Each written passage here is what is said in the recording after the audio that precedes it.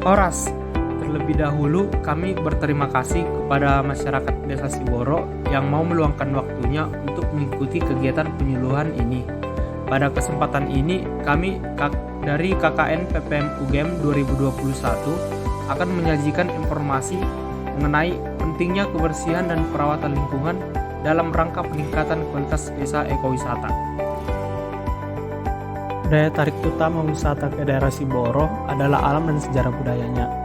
Alamnya yang asri dengan adanya banyak pepohonan dan area pertanian membuat desa ini cocok untuk digunakan sebagai tempat refreshing menikmati alam. Selain itu, desa ini juga memiliki nilai budaya yang cukup kental, yaitu masih dengan masih dekatnya kehidupan berbudaya Batak di sini, sehingga hal tersebut dapat menjadi nilai daya tarik lebih untuk datangnya wisatawan ke daerah ini. Oleh karena itu, bila dikembangkan lebih lanjut, maka Desa Siboro dapat menjadi salah satu destinasi wisata yang cukup bagus yang ada di daerah Sumatera ini. Untuk pembangunannya, misalnya area-area perbukitan dapat diubah menjadi tempat wisata memandang-mandang atau dibuat menjadi area taman. Lalu untuk daerah pantainya juga dapat diolah menjadi tempat wisata bermain air atau hanya sekedar untuk menikmati indahnya sunset seperti itu. Untuk melengkapinya dibuat rumah makan, dan ada masih banyak lagi potensi-potensi pembangunan yang dapat dilakukan pada daerah Siboro ini. Dan sehubungan dengan pembangunan tersebut, kebersihan dan perawatan lingkungan sangat penting untuk tetap dijaga dalam pembangunan daerah wisata di Desa Siboro ini. Dan oleh karena itu, pada kesempatan kali ini, kami dari KKN UGM 2021 ingin berbagi pada masyarakat Siboro mengenai kebersihan dan perawatan lingkungan demi menunjang ekowisata di daerah Siboro ini. Nah, untuk manfaat kebersihan dan perawatan lingkungan untuk daerah wisata ada banyak. Dan pada kesempatan kali ini kami akan merangkumnya menjadi 4 buah poin. Poin pertama yaitu keindahan. Lingkungan yang bersih dan terawat akan membuatnya semakin indah dan menarik. Dan dengan kondisi alam yang sejuk dan suasana pedesaan pada Desa Siboro, bila kita dapat merawat lingkungan tetap asri, maka hal tersebut dapat menjadi salah satu daya tarik utama untuk wisatawan datang ke desa ini, yaitu desa ini dapat dibuat menjadi tempat wisata refreshing menikmati alam. Dan untuk contoh penerapannya seperti dapat kita lihat pada geosite Sipinsur. Mereka dapat menjaga kebersihan dan merawat lingkungan pada daerah sana sehingga lingkungan mereka dapat terlihat bersih, rapi dan terawat sehingga wisatawan banyak yang datang untuk refreshing ke sana. Untuk manfaat yang kedua yaitu keberlangsungan kehidupan sekitar. Dengan menjaga kebersihan dan merawat lingkungan dengan baik, maka kita dapat menjaga keberlangsungan kehidupan hewan sekitar. Dalam pengelolaan sumber daya alam menjadi objek wisata, kita harus tetap mempertimbangkan jalannya ekosistem di sana. Karena ekosistem yang terganggu akan berdampak buruk ke hewan sekitar dan dapat membunuhnya. Contohnya, ketika kita melakukan penyemprotan pestisida pada area pertanian secara berlebihan, maka pestisida tersebut dapat terbawa oleh air hujan dan akan mengarah ke daerah-daerah misalnya danau. Pestisida tersebut akan meracuni makanan yang dimakan oleh ikan-ikan yang ada di sekitar situ, sehingga ikan-ikan di sana dapat sakit atau bahkan dapat mati seperti ini.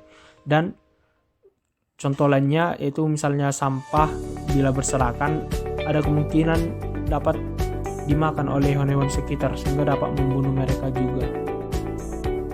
Manfaat ketiga yaitu kesehatan. Faktor kesehatan juga merupakan salah satu penyebab pentingnya kita untuk menjaga dan melestarikan lingkungan di daerah wisata. Kita harus dapat menjaga daerah tersebut tetap bersih, karena bila kita tidak dapat menjaga yang bersih, maka lingkungan di sana cenderung akan membuat potensi penyebaran penyakit lebih tinggi. Contohnya, bila kita kurang bagus dalam menjaga perawatan kebersihan daerah wisata, dapat memungkinkan masyarakat di sana terkena penyakit seperti diare, tetanus, demam berdarah, dan lain-lain. Dan manfaat keempat yaitu keamanan dan kenyamanan. Faktor lainnya yang juga menjadi pertimbangan oleh wisatawan untuk berwisata adalah keamanan dan kenyamanan daerah wisata tujuannya. Dengan senantiasa merawat lingkungan dan menjaga kebersihannya, maka lingkungan akan terasa semakin nyaman juga, dan dengan keadaan yang lebih terawat dan terurus, maka orang-orang akan merasa lebih aman untuk berwisata di daerah tersebut. Dan untuk penerapannya, contohnya kita perlu merawat lingkungan yang menjadi objek wisata, mengamankannya dari hewan-hewan berbahaya, misalnya ular, dan juga kita perlu untuk senantiasa menjaga merawat jalur-jalur yang digunakan wisatawan di sana. Misalnya supaya tidak ada lubang yang tertutupi oleh semak belukar seperti itu yang dapat membahayakan untuk para wisatawan yang datang. Kemudian kita akan membahas mengenai aspek-aspek yang perlu diperhatikan dalam menjaga lingkungan. Aspek yang pertama yaitu kebiasaan masyarakat. Kebiasaan masyarakat secara langsung atau tidak langsung akan mempengaruhi lingkungan.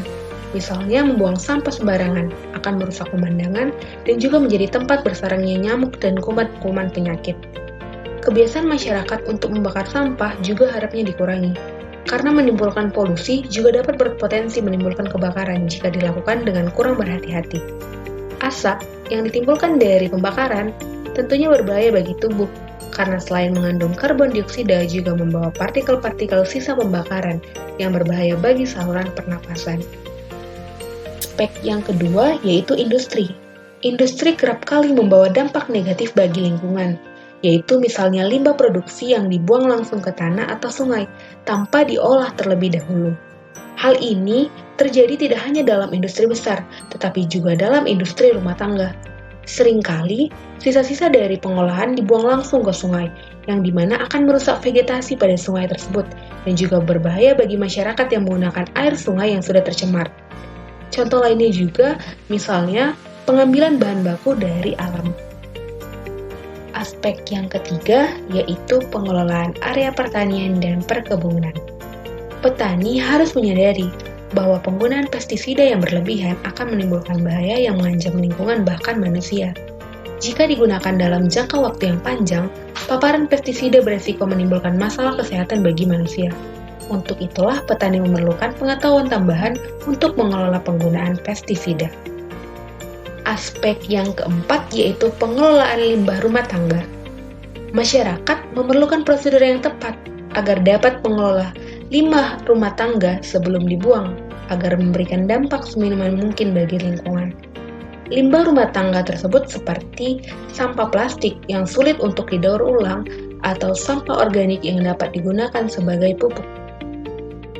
Kemudian kita akan membahas mengenai bagaimana sih kita dapat mengelola lingkungan menjadi daerah wisata tanpa merusaknya.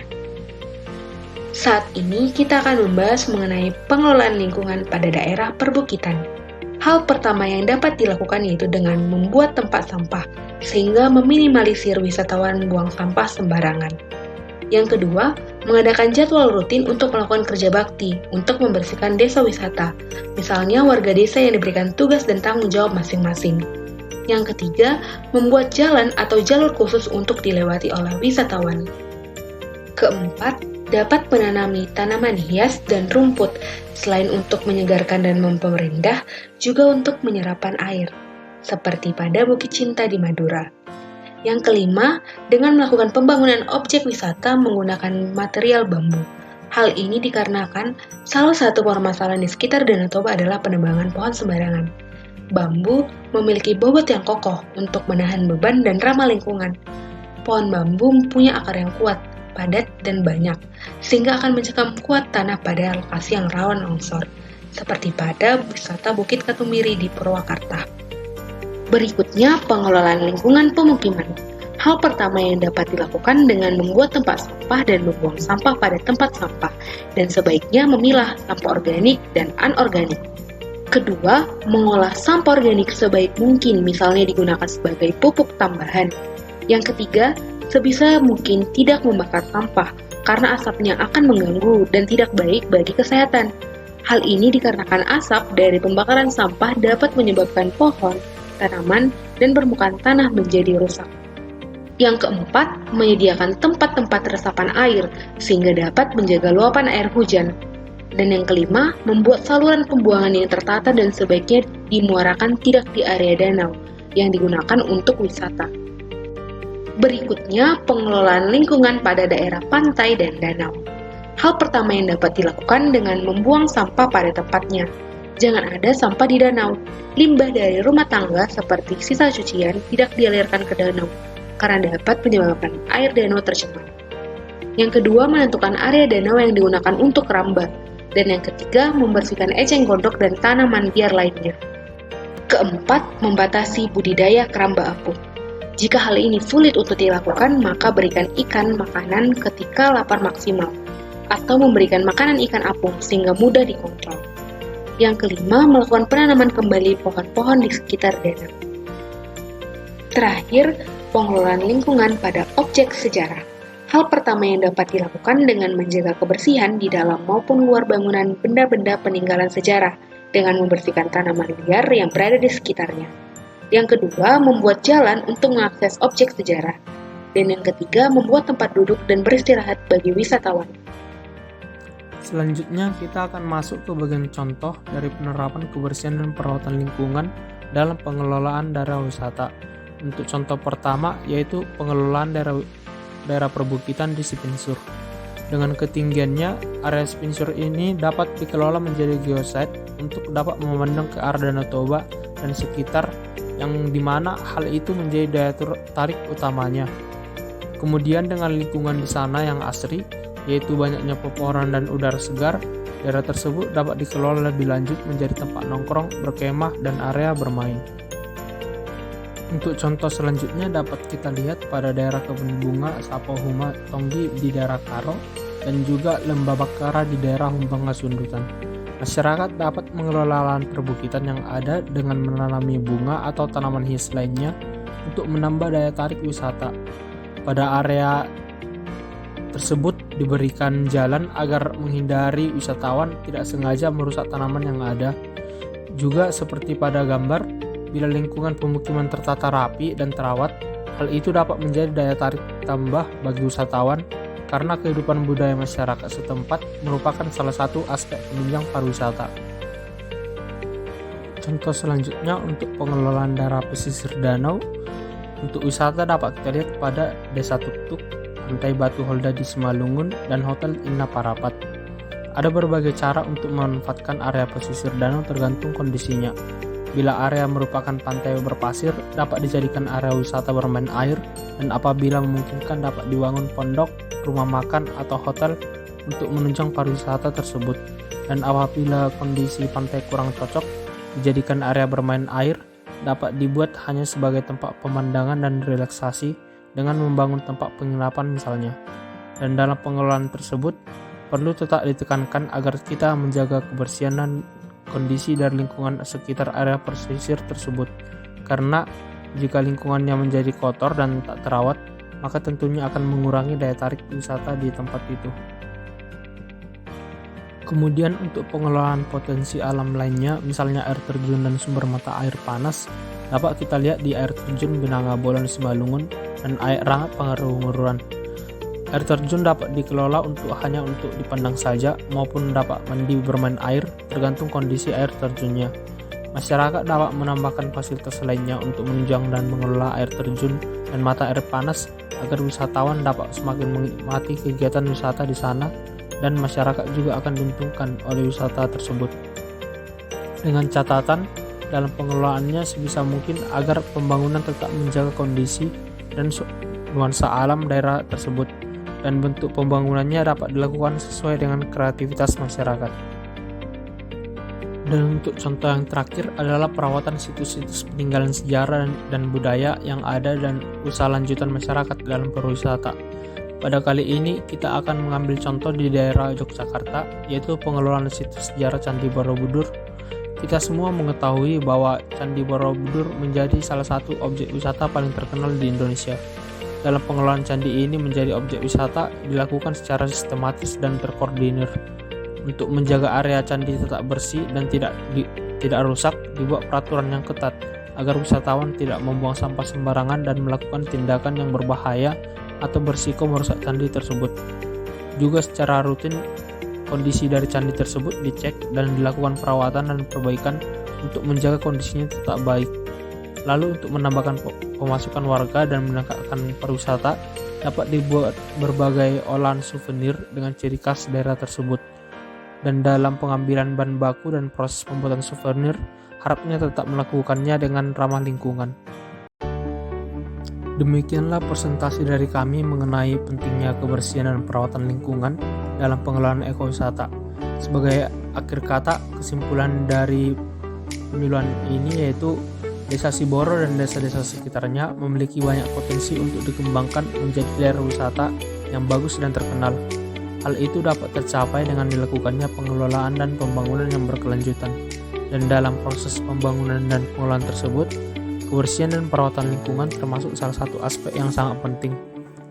Semoga dengan adanya peluang ini dapat membuat kita semua semakin sadar akan pentingnya kebersihan dan perawatan lingkungan demi meningkatkan tujuan kita, yaitu ekowisata daerah Siboro, Cianjur dan daerah sekitarnya semakin maju.